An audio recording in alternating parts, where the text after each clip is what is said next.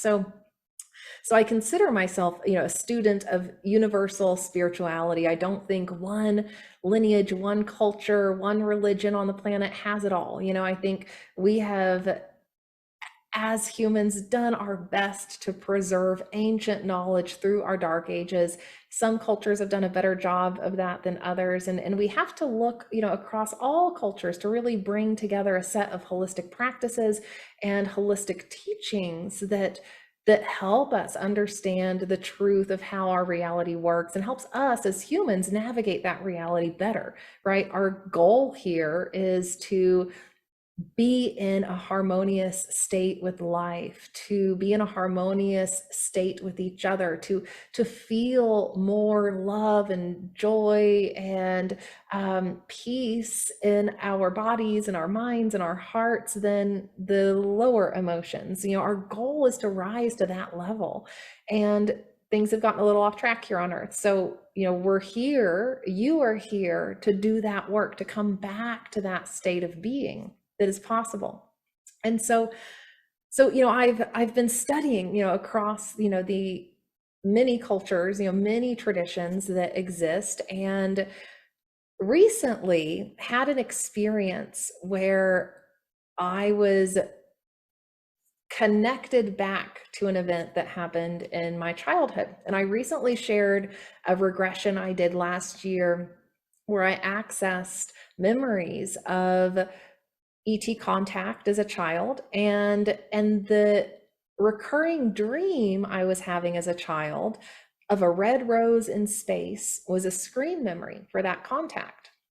Well, that red rose symbology has continued to show up in various ways in my life and has led me ultimately to finding one Indian saint who dedicated his life to bringing forward the teachings and practices of Jesus Christ. So, many people are familiar with Jesus's teachings. Those are, for the most part, fairly well documented in different gospels and, books that have existed and been preserved. But what has been missing from that body of information are the exact practices that were utilized. So each shamanic culture on the planet has a very specific set of practices that help us engage the world of energy and help us shift and change energy in our field to align us with the cosmic flow of energy, to align us with our highest divine blueprint that is possible for our lives, for our bodies. And like I said, not one culture has preserved it all perfectly, but we hear more about the wisdom and the theory, right, of spirituality than we do sometimes the actual practices. And it's always easier to watch a video than actually just engage in the practices yourself, right? So we don't spend enough time talking about the practices. And this Indian saint, his name is Sri Kaleshwar.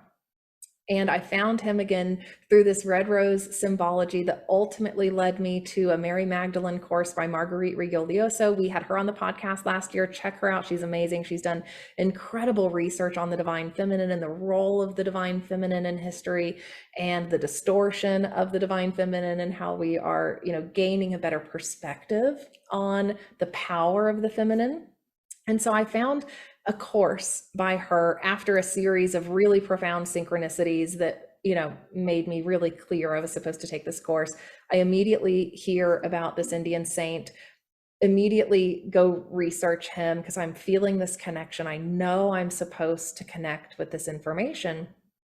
And so I find some of these practices, and Sri Kaleshwar in his life studied the Indian palm leaf manuscripts. These are old manuscripts, documenting information that is like thousands of years old. Some of the actual books themselves date back 500, 1,000 years ago, but the information within them is documenting practices, history, that is even older. And he found in the palm leaf manuscripts documented evidence of Jesus's life in India. There's other evidence of that now, we know, but Sri Kaleshwar found like the town, Jesus lived in after the resurrection.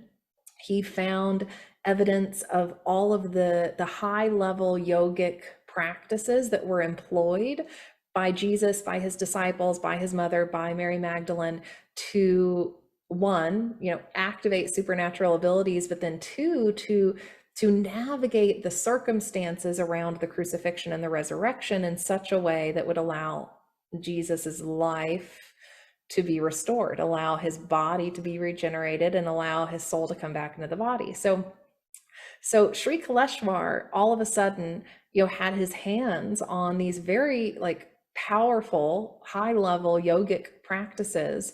And as a person himself, he had started, displaying fairly high level supernatural abilities at a young age. And as time progressed, he got guided by another Indian saint who had been dead for a while. The saint appeared to him in visions. Sri Kaleshwar was like, what's going on? Like, why are you here? Get away from me. But then he started following the guidance. He, started understanding, I think I'm supposed to, listen to this guy. I think I'm supposed to learn, what he has to share with me. So he started following the guidance. It reminds me of the time I started receiving guidance and was like, excuse me, you're not here in the physical. What is going on? I'm supposed to follow this, excuse me. And so sometimes we have to say yes to that. We have to know where it's coming from first. We have to be discerning. But when we say yes, we have the ability to be guided by an incredible support team in spirit. So Sri Kaleshwar got guided by this Indian saint who had been dead. And that saint became his master and guided him into the future that ultimately was his life of bringing forth these teachings, these practices, doing his best to document it in English before he died. He's no longer on the planet with us. And so all of a sudden, I'm connecting with this Indian saint. I'm connecting with this information.